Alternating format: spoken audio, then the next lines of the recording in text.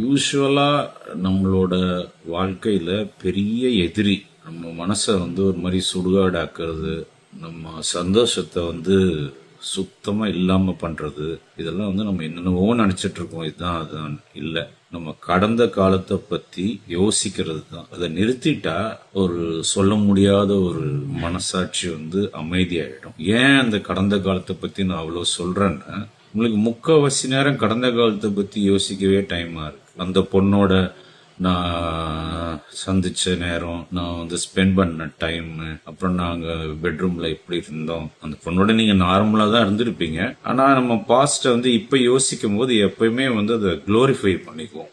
அது நல்லா இருந்த மாதிரி. நான் ஸ்கூலில் படித்த டைம் எப்படி இருந்தது தெரியுமா, நான் காலேஜில் படித்த டைம் எப்படி இருந்தது தெரியுமா.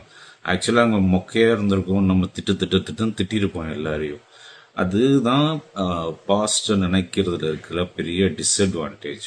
நம்ம ப்ரெசண்ட்டை ஸ்பாயில் ஆக்கி விட்டுடும். ஸோ நீங்கள் சிம்பிளாக இந்த ஒரு இது டெக்னிக் நான் சொல்கிறேன், அது மட்டும் ஃபாலோ பண்ணி பாருங்கள். அது ஒரு 2-3 days ஆகும். கொஞ்சம் பொறுமையாக இருந்தால் சரியாக போயிடும். எப்பப்போ உங்களுக்கு இந்த மாதிரி பாஸ்ட் டென்ஸ் தோணுதோ அதெல்லாம் டக்குன்னு இப்போ இப்போ இப்போ அப்படின்னு சொல்லி ப்ராக்டிஸ் பண்ணிகிட்டே இருக்கேன். கொஞ்சம் கொஞ்சமாக போக ஆரம்பிக்கும். இப்போ என்ன நான் நடந்துக்கிட்டு இருக்கேன், இப்போ என்ன நான் சாப்பிட்டுக்கிட்டு இருக்கேன், இப்போ என்ன நான் உக்காந்துருக்கேன் பார்க் ஷேரில், இந்த மாதிரி யோசிச்சுட்டே போ ஒரு 2-3 நாளில் அது குறைஞ்சிரும், பயங்கரமாக குறைஞ்சிரும்.